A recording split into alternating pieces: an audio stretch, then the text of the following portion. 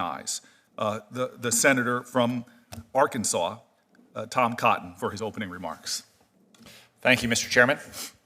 The marijuana legalization movement is plagued by misinformation, much of which somehow found it into the chairman's opening statement.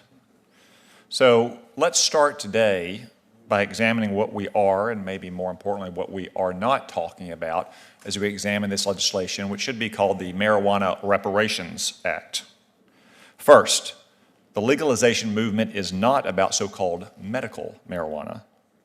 Nearly every state in the country already has some sort of state law or program for so-called medical marijuana. Some of those programs are tightly regulated, others are a joke with no guardrails whatsoever. But for 8 years, since 2014, Congress has passed laws that prevent the Department of Justice from interfering in state medical marijuana programs.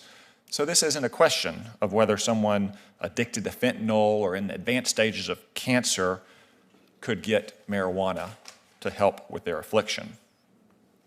Second, the legalization movement is not about banking or financial institutions providing services for these so-called medical marijuana businesses or other marijuana businesses which purport to be operating legally.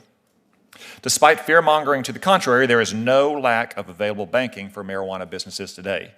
According to the Department of Treasury's Financial Crimes Enforcement Network, there are over 750 banks and credit unions that provide banking services to marijuana businesses that comply with state law.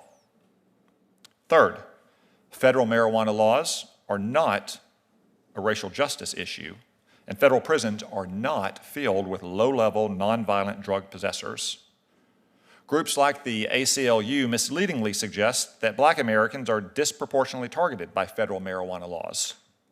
But unlike the ACLU, the numbers don't lie. There are very few federal marijuana cases to begin with, barely over 1,000 in 2021, and more than 80% of federal marijuana offenders are white or Latino, and the vast majority of them are caught trafficking in southern border districts. The median penalty for these offenses is only 18 months. Fourth and finally, the legalization movement is not about researching marijuana for potential medical purposes in the future. There is no shortage of marijuana research today. Much of that research is shedding light on the enormous negative health effects of marijuana on the human body. Health effects that include heart problems, brain damage, lung damage, impaired driving, mental health disorders, addiction, and more. The danger for young Americans is especially acute. Recent studies link use of marijuana by young people with a higher likelihood of committing violent crimes and suicide. That's not to say there aren't potential health benefits of marijuana-related chemicals in controlled settings. There are, for example, some drugs that use purified forms of chemicals found in marijuana and are FDA approved and fully legal under federal law for treating things like seizures or cancer patients.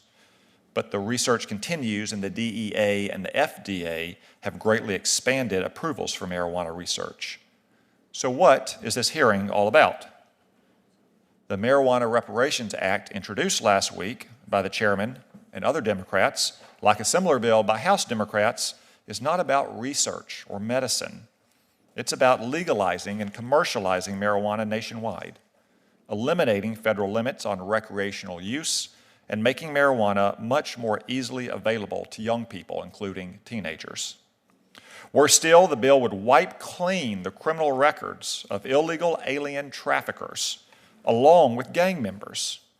By automatically expunging past marijuana trafficking convictions, it would even result in reduced sentences for repeat criminals who are serving time in federal prison for violent offenses or for trafficking other drugs like cocaine, heroin, and fentanyl.